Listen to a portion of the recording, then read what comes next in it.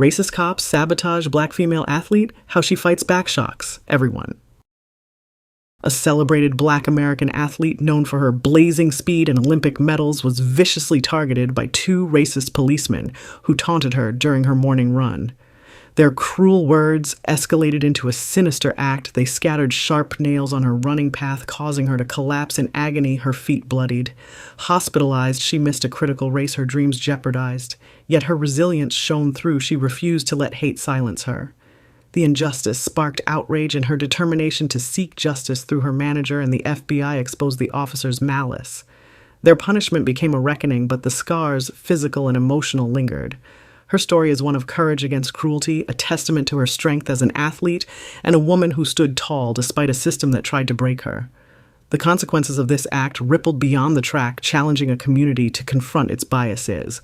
Would her victory in the face of such betrayal inspire lasting change, or would it remain a fleeting triumph in a world still grappling with prejudice?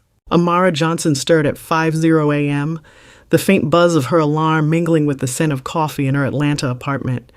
At 28, her lean, muscular frame moved with purpose, her dark skin glowing under the dim light as she stretched. Medals gleamed on her walls. Olympic golds won for America beside photos of her grinning on podiums.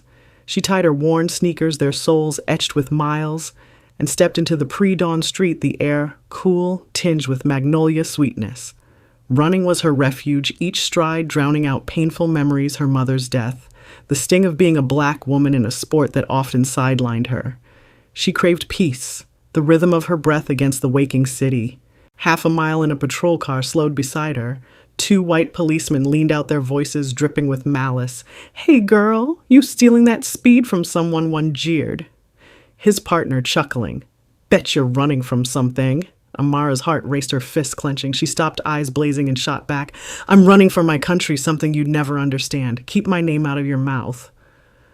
Her words, sharp and unyielding, cut through their laughter.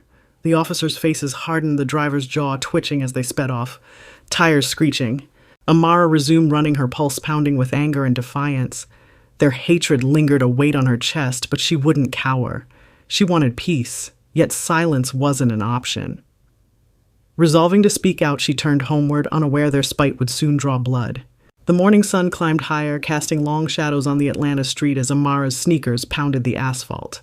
The air was thick with the scent of blooming magnolias, but the beauty felt mocking, tainted by the earlier encounter. Her mind replayed the policemen's taunts, their sneers, the way one spat the word girl like it was a slur. She pushed harder, her breath sharp, trying to outrun the sting. The street was quiet, save for the distant hum of a delivery truck and the occasional chirp of a sparrow. Passers-by, a jogger, an old man watering his lawn, seemed oblivious, their indifference a silent accomplice to the cruelty she'd faced. Then pain seared through her foot, sharp and blinding. Amara stumbled, collapsing onto the curb, her hands scraping the rough pavement. Blood seeped through her sneaker, the sole pierced by tiny nails glinting maliciously in the sunlight. She gasped shock, giving way to horror as she realized this was no accident. Her eyes scanned the path ahead, more nails scattered like cruel confetti leading toward the wooded trail she'd planned to take. The world spun, the magnolia's sweetness now cloying the sparrow's chirps, a cruel mockery. She tore off her shoe, wincing as blood dripped onto the concrete. A woman walking her dog paused, her face creasing with concern, but she quickly looked away, hurrying past.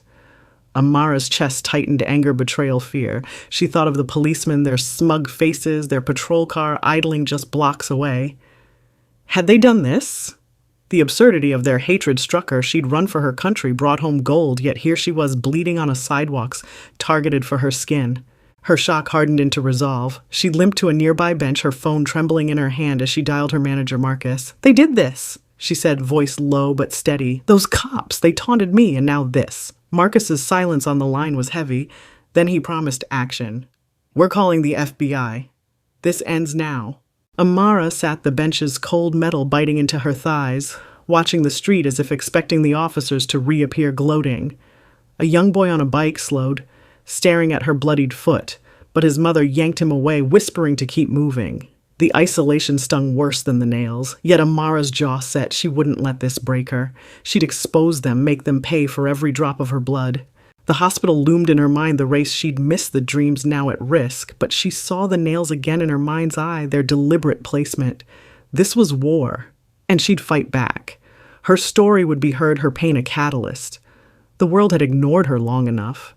What did you think of Amara's strength in this moment? Share your thoughts, like, comment, and subscribe for more stories of courage against injustice. Amara sat on the hospital bed, the sterile scent of antiseptic stinging her nostrils, the fluorescent lights buzzing faintly overhead. Her bandaged foot throbbed, each pulse a reminder of the nails that had torn through her flesh. The doctor's words, "You'll need weeks to heal," no running echoed, like a sentence locking her dreams in a cage. She stared at the white ceiling, its cracks resembling the fractures in her spirit. The pain wasn't just physical, it was the weight of betrayal. The realization that her country's uniform, her medals, meant nothing to those who saw only her skin. Outside, Atlanta hummed with life cars honking a street vendor's call, but inside she was alone. The nurse who adjusted her IV avoided her eyes. Her movements brisk as if Amara's pain was contagious. A janitor mopped the floor, his gaze flickering to her, then darting away, lips pressed tight. No one asked how she was, no one lingered.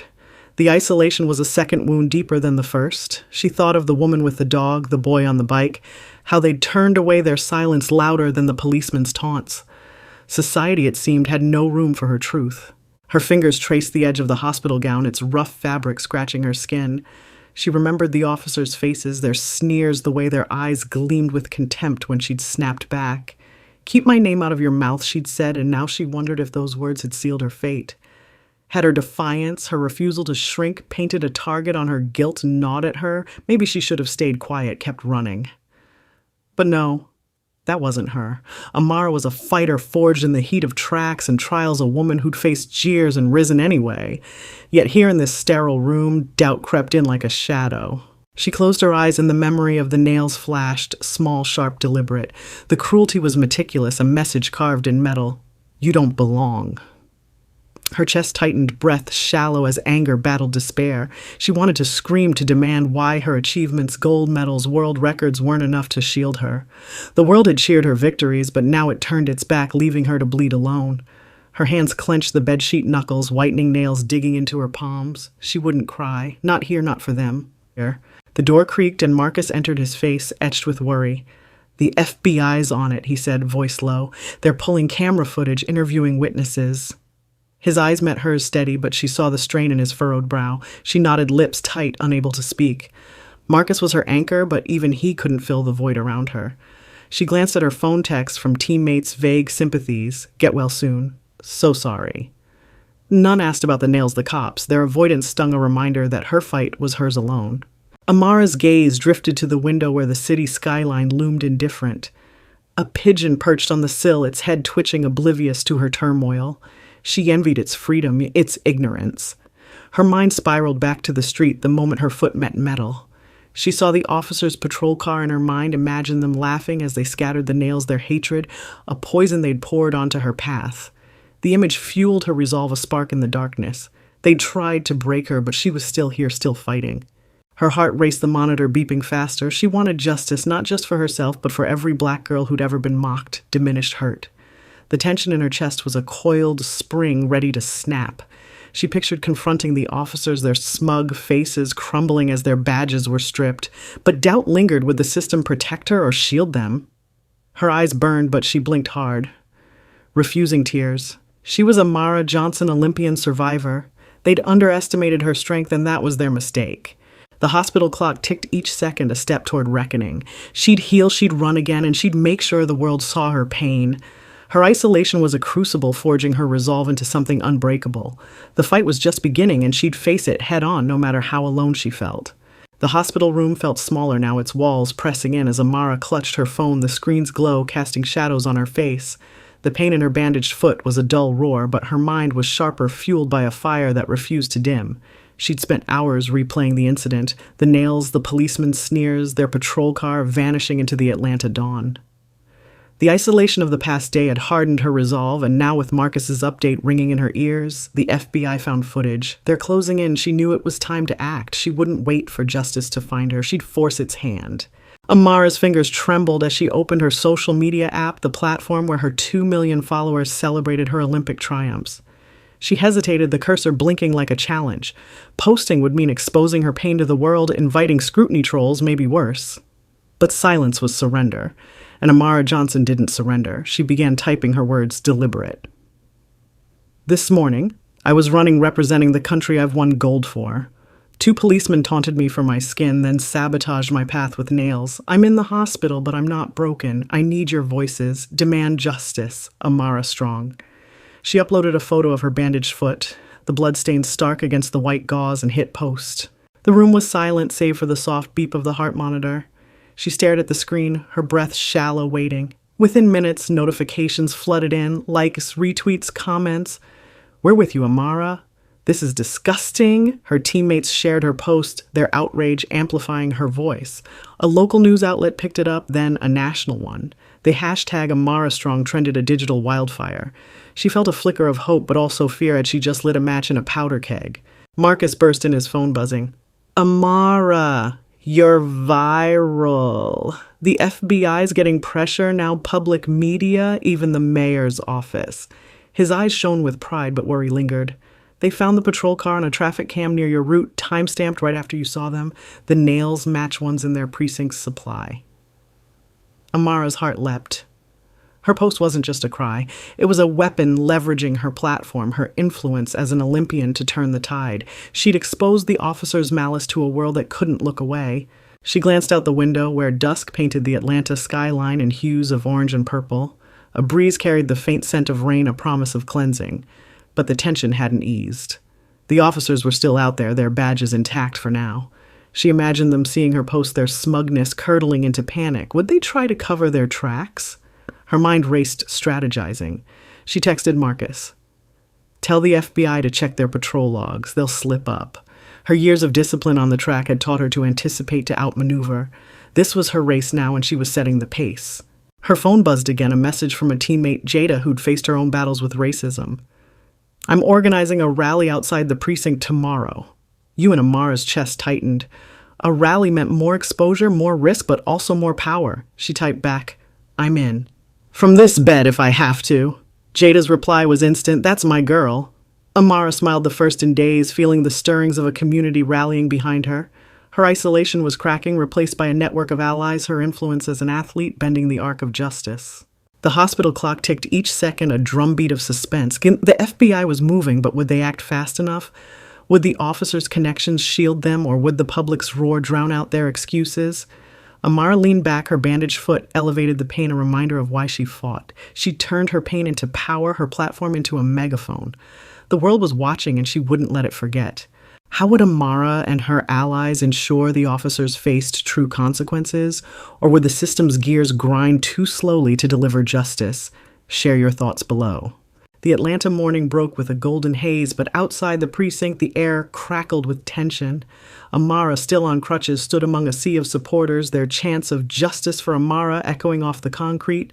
The rally Jada organized had swelled beyond expectation, hundreds of faces. Black, white, young, old holding signs with Amara Strong scrawled in bold. The scent of sweat and sunscreen mingled with the faint tang of tear gas lingering from a brief clash with counter-protesters. News vans lined the street cameras trained on Amara as she leaned into a microphone, her voice steady despite the pain radiating from her bandaged foot. I ran for this country, she said, but 2 officers tried to stop me for being black. We're here to say no more. Her words ignited the crowd, their cheers a thunderclap. Amara's heart pounded not with fear, but with a fierce pride. She'd been alone in that hospital bed, but now she stood tall, her crutches a badge of survival.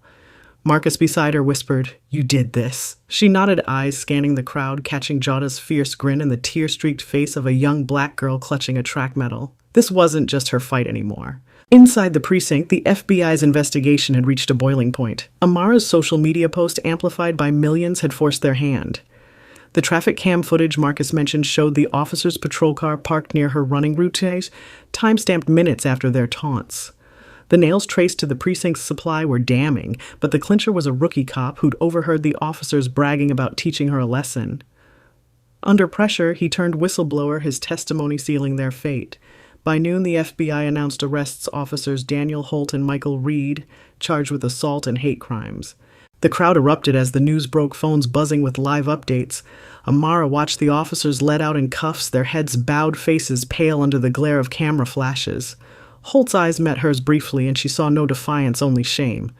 Reed muttered something, but the crowd's jeers drowned him out. Amara felt a weight lift her dignity reclaimed in that moment. She'd forced the world to see her, to acknowledge her pain. The precinct steps, once a symbol of authority, now bore witness to her victory. Media outlets ran the story relentlessly. CNN, ESPN, even international papers.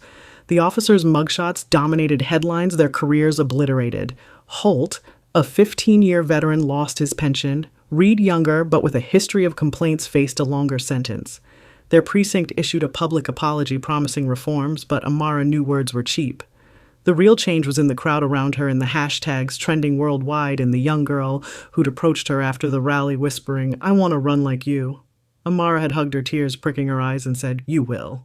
Back at the hospital that evening, Amara sat by the window, the city's lights twinkling like stars. The rally's energy lingered, a warmth in her chest, but exhaustion tugged at her. Marcus brought coffee, its bitter aroma grounding her. "The mayor's calling for a task force on police conduct," he said. "Your name's on it." Amara nodded, her mind already on the future rehab training, the next race. The officers had tried to steal her legs, her dreams, but they'd failed. She was still Amara Johnson, Olympian, and her story was rewriting the narrative. The resolution wasn't perfect. She'd heard whispers of Holt's supporters online claiming he was just stressed, but the public's roar was louder, drowning out the noise. Her platform had turned pain into power, exposing a wound in the system. As she traced the bandage on her foot, she felt the scars beneath, physical, emotional, but also the strength they'd forged.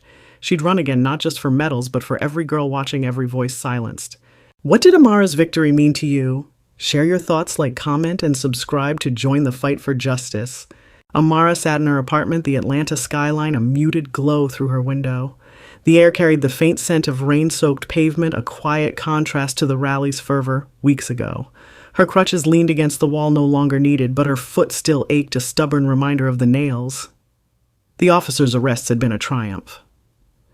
Holt and Reed faced trial, their reputations shredded, but the victory felt hollow, its edges frayed by costs she hadn't foreseen.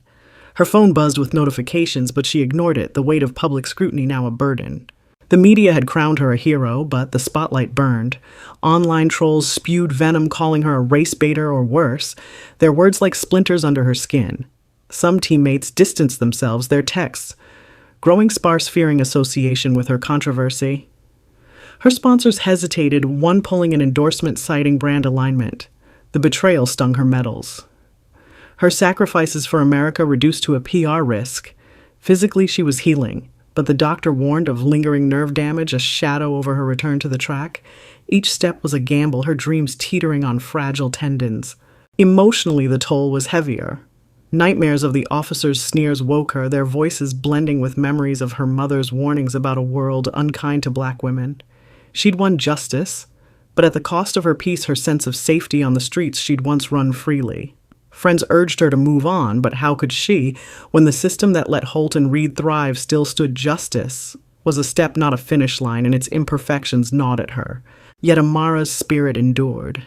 She visited a local track club, coaching young girls whose eyes shone with dreams like hers.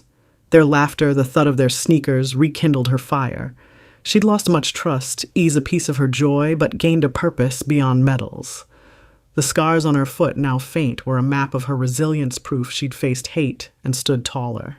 Justice, she realized, was never easy or perfect. It demanded sacrifice, left wounds that lingered. But as she watched a girl sprint across the track, ponytail flying, Amara knew her fight had carved a path for others. She'd paid the price, and she'd do it again. Amara's fight rippled through Atlanta like a stone tossed into a still pond. Her story, amplified by Amara, strong spurred the city to act. The mayor's task force on police conduct, with Amara's input, led to new training mandates addressing racial bias enforced by independent oversight. A petition she endorsed, signed by thousands, prompted a state review of hate crime laws, tightening penalties.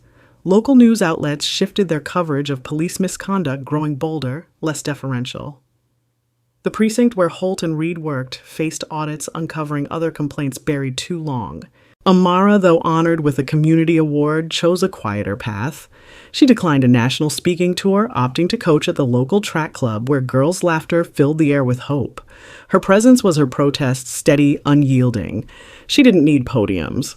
Her legacy was in the girls' determined strides, their dreams no longer dimmed by fear. One evening, Amara walked to a nearby park. the grass cool under her scarred feet. The sunset bled orange across the sky, a soft breeze carrying the scent of blooming jasmine. She knelt, placing a single daisy on a small memorial plaque for victims of injustice, her mother's name among them. Rising, she joined a community march. Their steps a drumbeat of unity, their voices a chorus against hate. The city felt different, wounded but healing like her. Amara's fight had cracked open a door, letting light into places long shadowed. Amara's story lingers a beacon in Atlanta's heart, where the track she coaches now bears her name. The air hums with the rhythm of young runners, their sneakers kicking up dust under a sky streaked with dawn's first light. Her fight against hate, against silence, ignites a fire in those who hear it. She asks you now, what will you do after learning this story? Will you stand like she did when injustice sneers? Each girl she trains carries her courage, their eyes fierce with dreams no one can steal. Her legacy isn't in medals, but in the voices she's freed, the paths she's cleared. The world watched Amara rise, a black woman who turned pain into power, demanding justice when the odds loomed large. She teaches that integrity is a marathon, not a sprint. Run it with heart, even when it hurts. Her story whispers to the next generation, fight for what's right, not for applause, but because truth demands it. The scent of jasmine from that park memorial clings to her, a reminder of her mother's strength now passed to those young runners pounding the track. As Amara watches them, her scarred foot steady on the grass, she knows her battle reshaped a city, a system, a future. Courage is not the absence of fear, but the choice to act. Despite it, she says her words a torch for those to come. So what will you carry forward? Like, share, comment, subscribe, join the fight for justice, and let Amara's legacy live in your actions. Racist cops, sabotage, black female athlete, how she fights back shocks everyone.